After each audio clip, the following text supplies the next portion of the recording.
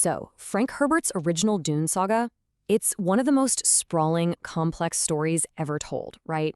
And its final chapter, Chapterhouse Dune, doesn't so much end as it just kind of vanishes. Okay, let's dive into this thing and really try to demystify the powerful, super ambiguous conclusion to this science fiction masterpiece. I mean, that's the real question, isn't it? Herbert leaves us with a conclusion that feels a whole lot more like a new beginning, like a puzzle box of possibilities. And to really get it, we have to start where the book does, right on the brink of total annihilation.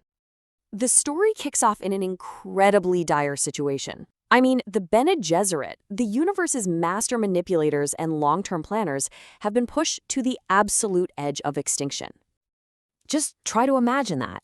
An ancient order that has shaped galactic history for thousands of years is now cornered on their very last world. The Honored Matres, this violent, chaotic splinter group, have systematically wiped them out across the entire universe. The stakes just could not be any higher. You know, this isn't just a war for territory. It's a war for the very soul of humanity. You've got the Bene Gesserit, who represent calculated control and long-term vision, versus the Honored Matres, who are all about pure, reactive, emotional power, chaos. It really seems like only one can survive. But what if that's the completely wrong way to think about it? And this is where the Bene Gesserit leader, Mother Superior Odrad, makes a move that is so radical, it's basically heresy. For an order that is obsessed with control and tradition, the idea of not just fighting the enemy, but assimilating their chaotic ways, that is the ultimate taboo. She decides to become them in order to beat them. This idea really captures Otrade's entire philosophy. She realizes that tradition on its own is just going to lead to extinction. She sees that the Bene Gesserit have become too rigid, way too predictable. So the only way to survive is to absorb the strength of your opponent, to merge their chaos with your discipline. It's a desperate, absolutely genius gambit. So, how does she actually pull this off? Well, her gambit has 3 key steps. First, you secure the future by turning Chapterhouse into a new source for the all-important spice. Second, you learn the enemy from the inside out by training Marbella, a captured Honored Matre, in all the Bene Gesserit ways. And third, the final, completely unthinkable step, you forge a new, unified sisterhood. In the huge, climactic battle for Chapterhouse, Odrade makes the ultimate sacrifice. She literally allows herself to be killed in a way that forces Marbella, who's a product of both worlds, into a position of supreme power. It's a really shocking moment, but it's the final piece of her master plan falling perfectly into place. But here's the twist. This whole battle, it was never the real ending. That's because Odrade's plan had another, much more secret layer. The true endgame wasn't winning the battle on Chapterhouse. It was to make sure a small piece of humanity could escape forever. Yeah, while everyone is completely focused on this epic battle, a single, advanced no-ship just slips away, and this is the real climax of the entire saga. Why? Because a no-ship is totally invisible to prescience, the ability to see the future, the very power that has controlled and trapped humanity for millennia. This ship is truly, finally free. And just look at the precious cargo they're carrying. You've got Duncan Idaho, the ultimate Gola, a clone grown from a dead person's cells who represents thousands of years of Atreides breeding. You've got Shiana, who can command the sandworms, the source of all the spice.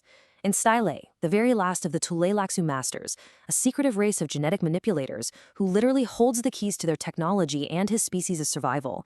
They are a self-contained arc for the entire future of humanity. You see, this escape is the ultimate fulfillment of Leto II's golden path.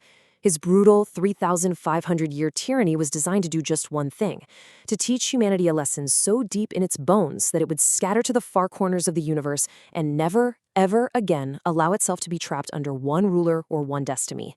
This no-ship is that lesson made real. But just as we're feeling this sense of triumphant finality, Herbert throws in one last chilling mystery. An ancient, powerful man and woman, Daniel and Marty, are watching the ship escape.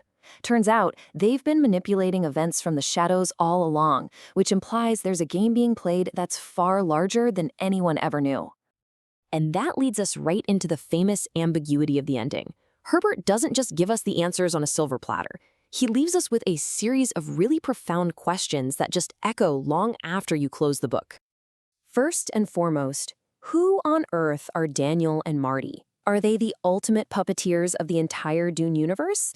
What could they possibly want with this tiny, fleeing piece of humanity?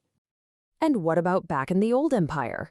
Can Mirbella's bold experiment actually work? Or is her new, synthesized sisterhood just destined to tear itself apart from all that internal conflict?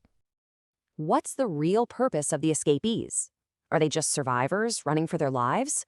Or are they a carefully selected genetic package, specifically designed to seed a new, totally free branch of the human species? And what about the spice itself? I mean, without Arcus, can this new artificial dune on Chapterhouse really sustain the worms, or is the universe's most precious resource just doomed to fade away? And finally, the big one. After all the pain, all the war, the 3,500 years of oppression under the tyrant god emperor, was it all worth it?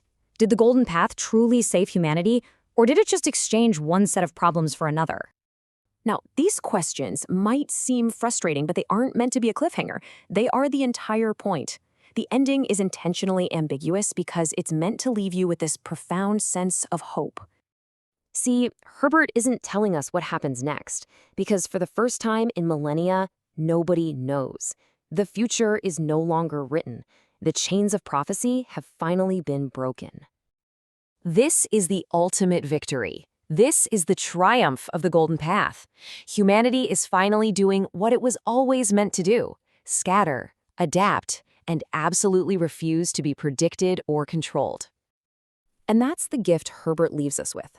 The characters on that ship, they carry the genetic legacies of the Atreides, the secrets of the Taliaxu, and the power of the sandworms into a vast, unknown galaxy. They are finally truly free. And so we are left with that one final question to really ponder. Was the staggering cost of thousands of years of suffering a fair price for ultimate unpredictable freedom? The book doesn't answer. That's for you to decide.